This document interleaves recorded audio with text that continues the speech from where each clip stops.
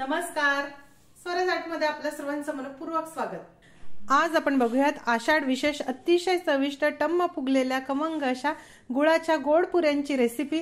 ह्या गोड पुऱ्या पावसाळ्याच्या दिवसामध्ये गरमागरम खायला खूप मस्त लागतात। तुम्ही डब्यामध्ये देण्यासाठी देखील ह्या गोड पुऱ्या करू शकतात। अजिबात तेलकट न होता छान मस्त टम्म फुगलेल्या पुऱ्या कशा बनवायच्या त्यासाठी व्हिडिओ अगदी पूर्णपणे बघा। बनवण्यासाठी सर्वप्रथम आपल्याला गुळाचं पाणी करून घ्यायचं आहे। त्यासाठी आपल्याला लागणार आहे 1 वाटी गूळ आणि ह्या 1 वाटी गुळामध्ये आपल्याला साधारण अर्धी वाटी पाणी घालायचं आहे।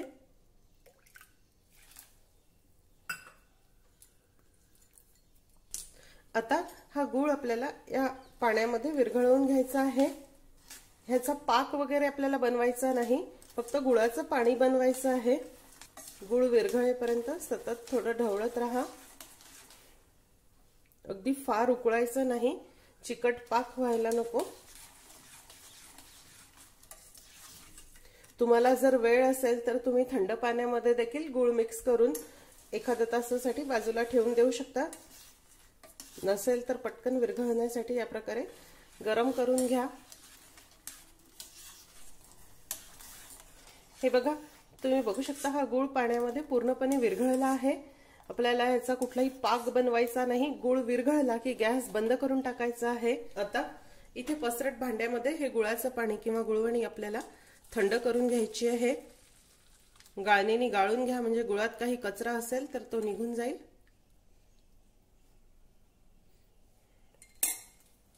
ही पूर्णपणे थंड होईपर्यंत, रूम टेम्परेचरला येईपर्यंत आपल्याला वाट बघायची आहे। गरम पाण्यामध्ये पुऱ्या भिजवू नका, त्या कडक होतात। त्यानंतर एका पसरट भांड्यामध्ये आपल्याला 2.5 वाट्या गव्हाचं पीठ घ्यायचं आहे। 2 आणि अर्धी असं 2.5 वाट्या गव्हाचं पीठ मी घेतलं आहे। ज्या वाटीने गूळ मोजून घेतला त्याच वाटीने हे कणिक आपल्याला मोजून घ्यायची आहे। त्यामध्ये पाव वाटी बारीक रवा आपल्याला घालायचा आहे। तुमच्याकडे जर किंचित जाडसर असलेली बट्टीची कणिक असेल तर रवा नाही घातला तरी चालेल, डायरेक्ट फक्त तुम्ही ही कणिक वापरली तरी चालेल। माझी कणिक बारीक होती म्हणून मी इथे रवा घालत आहे। चिमूटभर मीठ घालणार आहे। पुऱ्या जरी गुळाच्या असल्या, गोड असल्या तरी मिठाने याची चव अजून वाढते। यामध्ये आपल्याला 2 टेबलस्पून तुपाचं मोहन घालायचं आहे। साजूक तुपाचं मोहन मी घालणार आहे। तुपाऐवजी तुम्ही तेल देखील वापरू शकता। तूप घातल्याने ह्या पुऱ्या अधिक खुसखुशीत होतात। हे व्यवस्थित मिक्स करून घ्यायचं आहे। कोरड्या ह्या पिठाला हे तूप आपल्याला व्यवस्थित चोळून घ्यायचं आहे।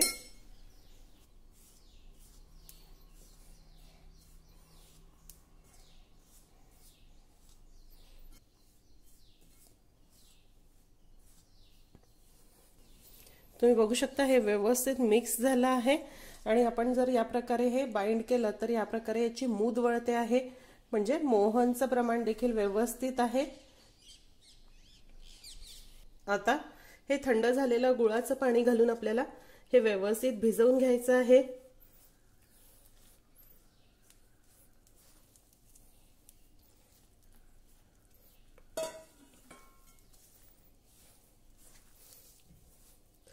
प्रत्येक कणकेनुसार पाण्याचा अंदाज कमी अधिक होऊ शकतो, त्यामुळे हे गुळाचं पाणी घालताना जर तुम्हाला हे कोरडं वाटलं तर थोडं पाणी लावून मळा आणि जर गुळाचं पाणी जास्त वाटलं तर थोडं गव्हाचं पीठ यामध्ये मिक्स करा। पुरीप्रमाणे आपल्याला याची घट्टसर कणिक मळून घ्यायची आहे। तुम्ही बघू शकता हे पीठ व्यवस्थित मळून झालं आहे। थोडासा पाण्याचा हात लावून मला हे मळावं लागलं कारण पीठ जरा कोरडं झालं होतं। या प्रकारची कन्सिस्टन्सी ठेवा। आपण यामध्ये रवा घातला आहे। हा रवा थोडं मुरल्यानंतर अजून हे थोडं कोरडं होतं, त्यामुळे अगदीच खूप घट्ट मळू नका, असं ठेवा। थोडा पाण्याचा हात लावून व्यवस्थित मळून घेतला आहे। आता यावर झाकण ठेवू आणि साधारण अर्धा तासासाठी हा गोळा मुरण्यासाठी आपल्याला बाजूला ठेवून द्यायचा आहे। रवा आहे त्यामुळे पीठ मुरायला थोडा वेळ लागतो। पीठ व्यवस्थित मुरलं।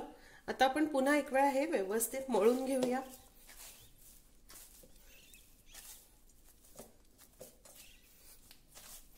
या प्रकारे पुऱ्या लाटून घेऊ। त्यासाठी पिठाचा एक गोळा घेऊया, हातावर थोडा घोळवून या प्रकारे दाबून थोडी चाकी करून घेऊ।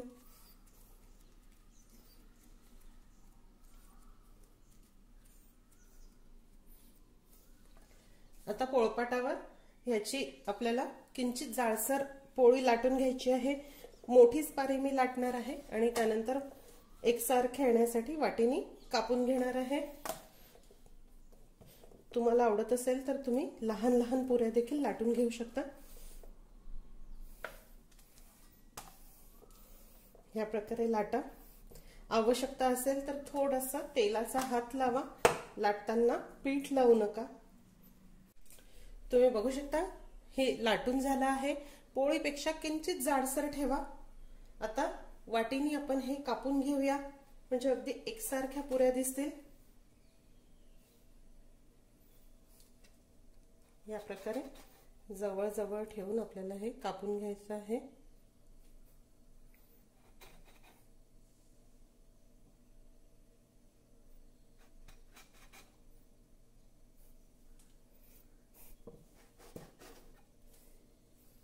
आता आपण ह्या पुऱ्या सोडवून घेऊ।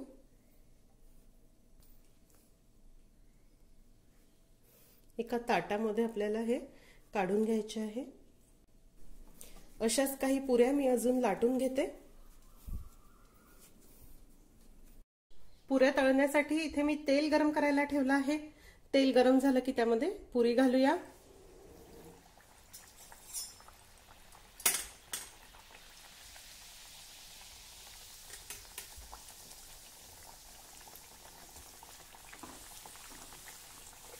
उलटण्याच्या सहाय्याने या प्रकारे थोडं खाली दाबा, म्हणजे व्यवस्थित पुऱ्या फुगतील। हे बघा छान टमाटम ह्या पुऱ्या फुगत आहे।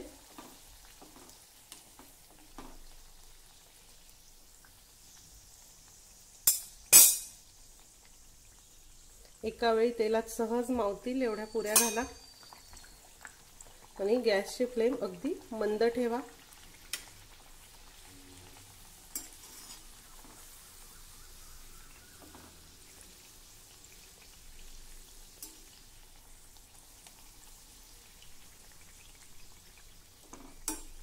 ज्या पुऱ्या तळून झाल्या आहेत त्या काढून घेऊया।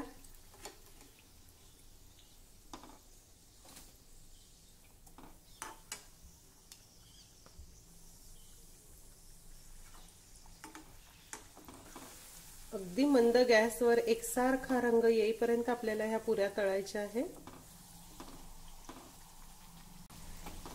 अतिशय चविष्ट, अलवार आणि खुसखुशीत अशा गुळाच्या पुऱ्या किंवा गोड पुऱ्या तयार। हे बघा तुम्ही याचं टेक्स्चर। एक पुरी मी तुम्हाला फोडून दाखवते। अगदी अलवार अशा ह्या पुऱ्या आहे। आतमध्ये बघा अगदी तेलकट देखील नाही, छान कोरड्या अशा पुऱ्या आहेत। आजची रेसिपी तुम्हाला कशी वाटली हे मला जरूर जरूर कळवा। रेसिपी आवडल्यास रेसिपीला लाईक करायला व शेअर करायला विसरू नका। माझ्या चॅनलला देखील नक्की सबस्क्राईब करा। अशीच एक छानशी रेसिपी घेऊन भेटूया स्वराजच्या पुढच्या भागामध्ये। तोपर्यंत चवीने खा आणि निरोगी राहा।